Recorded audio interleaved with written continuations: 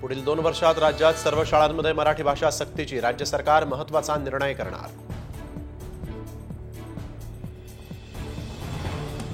पुढील शैक्षणिक वर्षापासून सरकारी शाळांमध्ये सीबीएसई पॅटर्न 3री ते 12वी पर्यंतचा अभ्यासक्रम निश्चित.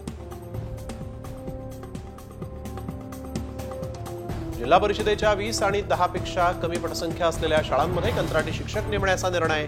गरीब विद्यार्थ्यांचं नुकसान होण्याची शक्यता.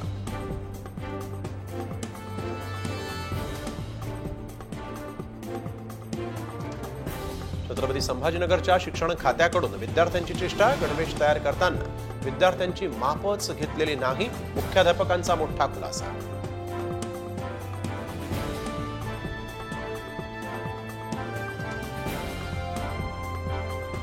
विधानसभा निवडणूक शिंदेंच्या नेतृत्वात लढल्यास महायुती 200 जागा जिंकणार.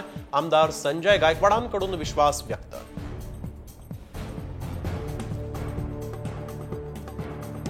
वाहतुकीच्या त्रासामुळे हिंजेवाडीमध्ये येणाऱ्या 37 कंपन्या बाहेर गेल्या. आयफोनचं सुद्धा एकही युनिट राज्यात नाही. पृथ्वीराज चव्हाण यांचा गंभीर आरोप.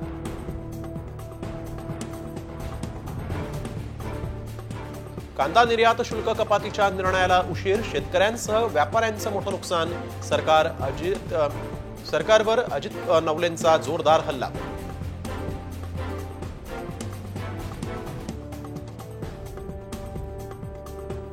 ऐन सणासुदीत तेलाच्या किमती वाढण्याची शक्यता. सरकारनं खाद्यतेलावरील कस्टम ड्युटी वाढवल्यामुळे सामान्यांचं बजेट कोलमडणार.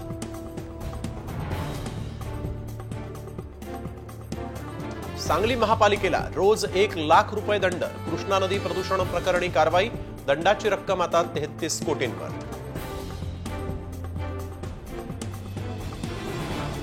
एसटी बद्दलच्या तक्रारींसाठी बसगाड्यांमध्ये लिहिलेल्या नंबरवर थेट तक्रार करा. तक्रार न घेतल्यास संबंधितांवर कारवाई.